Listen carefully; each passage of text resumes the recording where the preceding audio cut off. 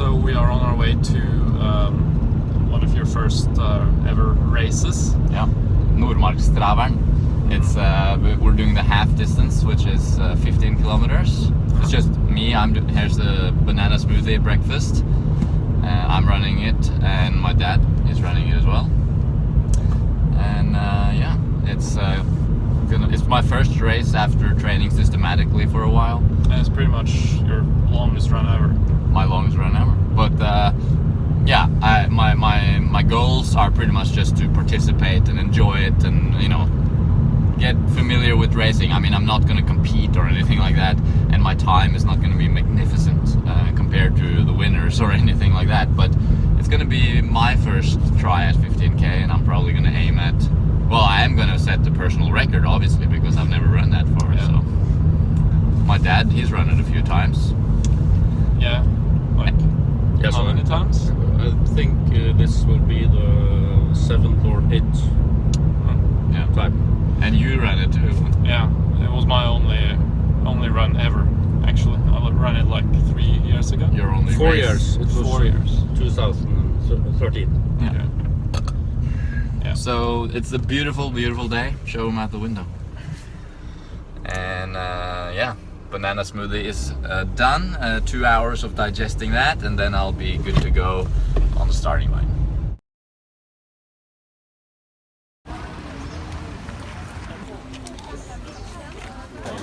Okay, so I just biked from the starting area. You took the bus. Yeah, 20 minutes. with that. Yeah. We're sitting here just chilling at the starting line. Feeling pretty amped. When you run, how long? In half an hour. I'm gonna do a warm-up on the bicycle actually, just to save my legs. And that's it. Then we go. I'm gonna meet them at the halfway point, or 2/3 actually, with my bike, and see them off to the finish. All right, so we're ready to line up. We're in. There's like 3, groups. I'm in group 2. My dad is in group 3. Group 1 just started. I got the figs in the belt. My dad's got the dates. In the date pocket. In the date pocket. And there's water along the way, and I'm super nervous. And I'm cool. 5, 4, 3, 2, 1 og god tur!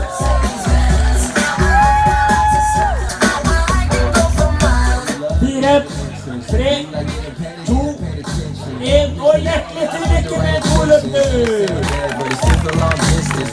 Alright, so I've arrived at the aid station. Michael should be arriving in about 7 minutes at the earliest, and yeah, probably a little bit later. These are actually some of the, I think that's the number 3 coming past here, and number 4. Very cool.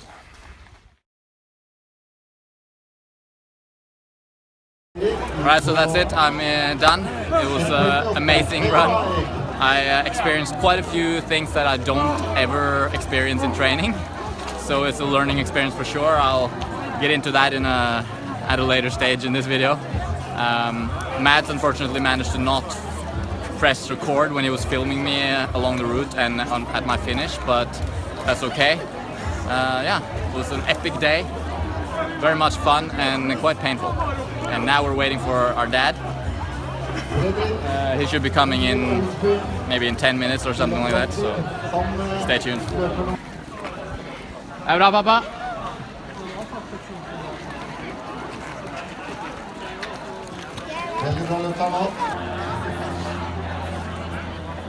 Carbing up post-race. Eating bananas.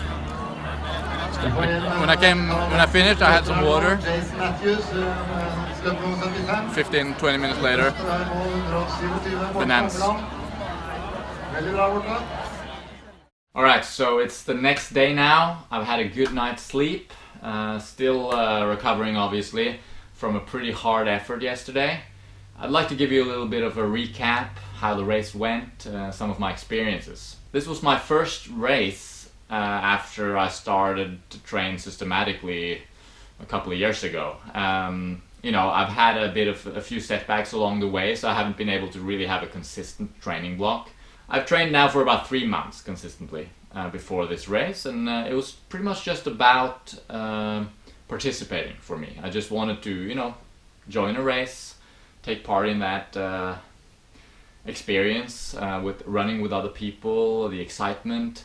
So this was just like a sort of initial, you know, just for me to get to try out what it means to race. So I didn't have any lofty time goals or anything like that.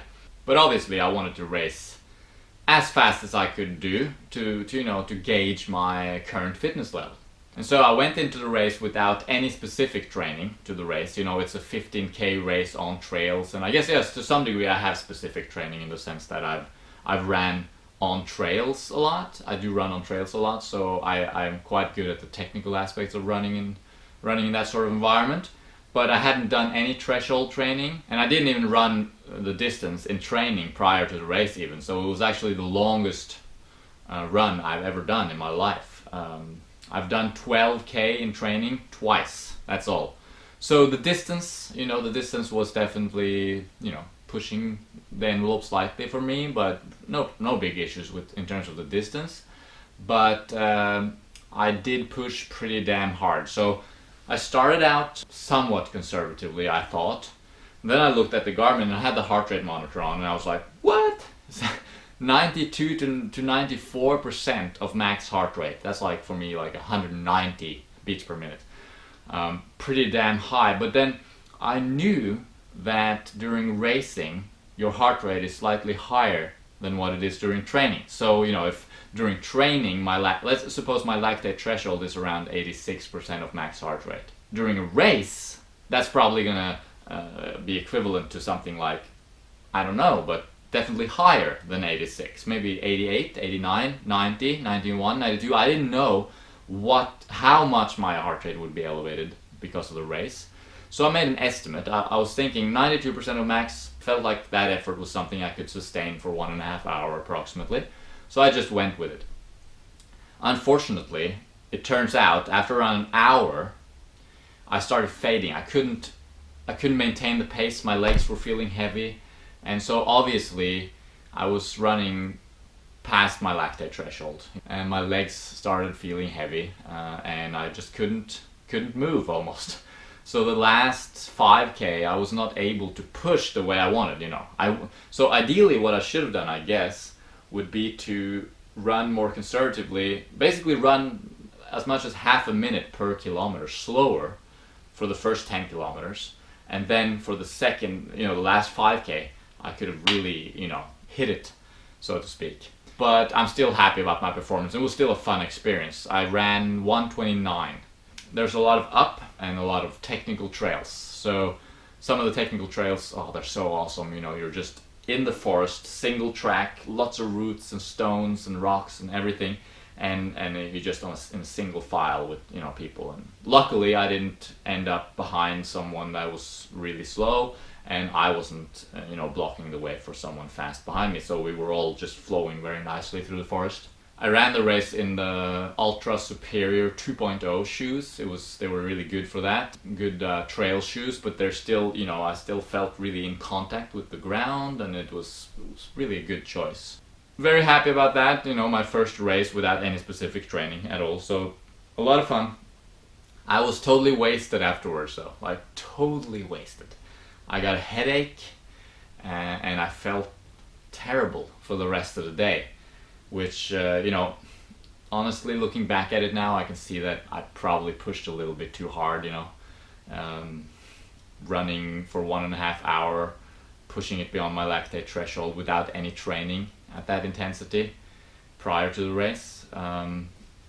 Yeah, it was probably a bit of a shock to my system. So, yeah, I should have probably run it a little bit easier, but I was so excited, you know, it was so much fun. And in terms of fueling, I feel like I did a pretty good job. You know, dinner before, the night before was, you know, normal dinner, sweet potatoes mostly, some dried figs in the evening. I was carved up, I was ready to go. My glycogen stores were high, I'm sure. I had a little bit of a breakfast a few hours before, and yeah, no problem at all in terms of nutrition. But I did learn one thing, and that was I brought figs, dried figs along the run, and I've done that during training. I've had dried figs as a fuel source, and it's been okay. But during the race though, it was horrible. I couldn't chew those figs while I was running at 92% of my max. Oh my god, it was impossible. I was just like trying to chew these figs, and it was just horrible. I still did it though. I still ate some figs during the race just to, you know, just to get some fuel in. Not that much, but a little bit. And I had water at the aid stations. My dad ran the race as well, and he did a personal best. Over the next year, I'll probably get much more specific with my training as my mileage builds up, and then I'll stop building my mileage for a little while and focus more on threshold training, focus more on maybe VO2 max training even, to do some specific training for the specific demands of the races that I plan to do. Anyway, that's all for today. I just wanted to give you guys a nice recap. Hope you enjoyed some of the footage. Too bad Mads didn't get to film me as I was running past the aid station and as I was running past the finish. But that's okay. He did an awesome job anyway. It was cool to meet him at the aid station and just get a little, you know, how's it going? As I was drinking some water. And yeah, I look forward to having him as a helper, as a crew member, I guess, in the future as I start getting into longer distance races. But one thing at a time. Right now I'm just, you know, just enjoying getting started with this sport, really. Hope your day is going awesome. I'm just gonna get back to recovering, do some work on the computer, some video editing and that sort of thing. It's a beautiful Sunday here in Norway. I have a guitar student in about half an hour, and yeah, that's my day today. I'm probably gonna go out for a very, very easy bike ride as well, just like 20 minutes of uber easy cycling, just to get some blood flow in the legs and promote healing. So thanks for watching, stay tuned for more stuff coming up, and